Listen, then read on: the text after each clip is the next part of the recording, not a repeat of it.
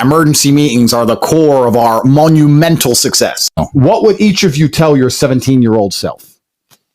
Well, let's not answer time travel questions like buy Bitcoin or some stupid shit like that. Let's actually, what would I stop wasting your time? So I was 17. I was working at a fast food restaurant making sandwiches. Now the internet didn't really exist as such, but looking back on it, it was part of my journey, and I regret nothing because I ended up where I am. So would I even go back and tell myself anything?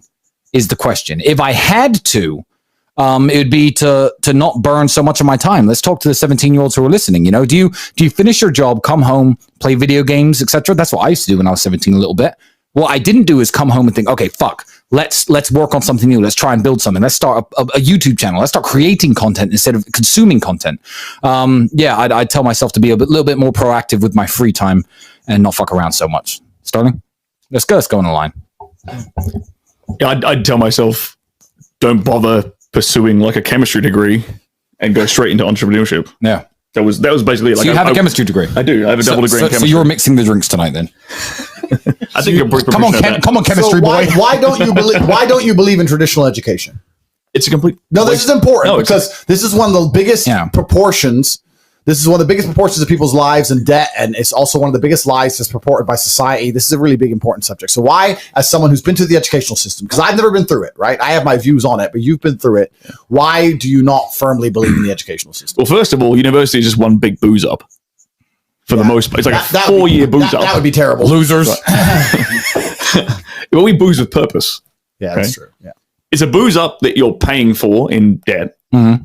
Right, you're wasting all the most precious years of your life. These years where you've got so much vitality and inspiration and drive and hunger, and instead of actually channeling that into learning a monetizable skill which you can get financial independence from and location independence with, right? You're channeling it into rote learning something, ending up in a career where you're going to be miserable working a 9-to-5 job for the rest of your life, and maybe running around chasing after some pussy. That's really what you're spending 4 years doing. That time would be much better spent learning practical, valuable skills like sales, marketing, et cetera, things that in today's day and age, which you can leverage your time on so you can live a lifestyle you actually want to, because freaking you talk about this all the time. Like the collapse is coming, man. And we're very fortunate that we kind of got out early enough. Yeah. But some of these young kids who are, if you're a young kid right now in university, man, a traditional university, I feel sorry for you. Like, that's scary. That would scare the shit out of me. Dark days are coming. Dark days are coming. Justin Waller, what would you tell a 17-year-old version of yourself? I wonder if I'm going to get flagged for racism, racial discrimination. You should. Hey, I used to live in Indiana. If I'd never moved to London, I'd be talking like you too. That's why I nail the accent so perfectly. That's a poll right there. All right, you talk, I'll do the poll. What's the poll? Did I nail the accent? Yeah, you nailed it. Man, 17. I would tell you that if it hurts, you might be doing the right thing. That's good. Go find pain. Most of the time, you're going to find a reason. If you think something is going to hurt or it's scary to you, that's probably what you should be doing. Mm-hmm. Whether it's going to the gym, if it's going to talk to that girl that nobody else will go talk to because she's too pretty, if it's taking a fight or trying to make a sale that's bigger than you thought it should be, going after some big kind of revenue, asking for a contract that's bigger than what you're used to or you think that is possible for you. Enjoying yourself playing American football like you did? You got a badass scar, by the way. Yeah, it's a bad boy. Go do something that's painful, whether it be from physical pain or fear. And most of the time, if you can find that and go towards it, go looking for that pain, especially at that young age when your testosterone's so high, then you're probably doing the right thing. You're probably on the right path. Do that. You know in your gut. Do that. Go after that. 17-year-old Andrew, what would you tell yourself? I think Justin actually nailed it. He did. No, you nailed it. Do hard things. Name a single attribute for masculinity, which is going to come from a place other than trauma or pain. I talk about this all the time. People say, I've had a traumatic life. I say, well, then you're very, very fortunate. You had a traumatic life. Now, you may have misused that trauma. You may have misplaced it. You may have accepted the matrix telling you that you now have an excuse to fail, as opposed to using it to grow. But every single man of value went through trauma, and they went through pain. It's going to be painful to get strong, painful to get rich, painful to become important. It's going to be painful to become good with women. Your heart's going to get broken a bunch of times. You have to be prepared for the pain. If you're not ready for pain, You're never going to be anything that matters. So Justin just absolutely and utterly nailed it. My kickboxing coach used to say to me, I used to come in the gym, say, what do you hate the most? And I said, I hate running. He said, okay, you're going running. I say, why? He goes, because whatever you hate is what you need. Yep.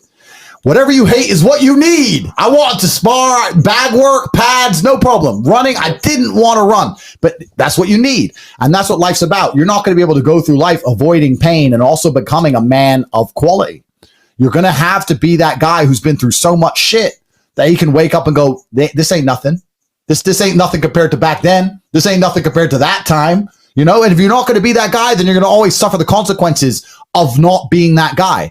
There's pain to become important, and there's pain in not being important. So you have to make a choice. So I think Justin absolutely utterly nailed it. I think his answer is even better than mine could be.